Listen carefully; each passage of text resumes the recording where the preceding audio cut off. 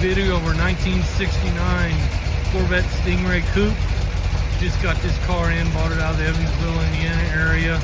Beautiful car, beautiful. 427, 390 horse, 4-speed car, custom hood, custom boost wheels, fresh restoration on this car, beautiful paint,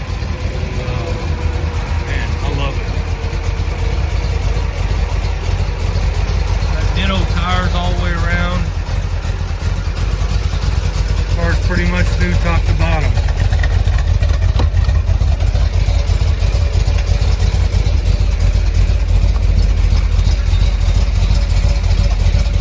Very nice interior.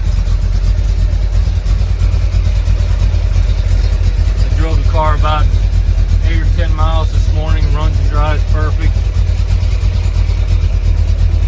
Got a bunch of receipts that came with the car for the restoration.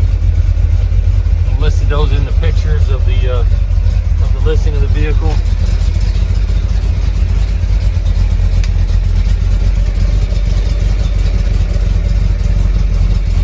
Got your T-top bag back there, got a custom speaker system there.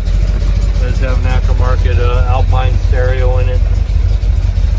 Did notice the temperature gauge is not working on it.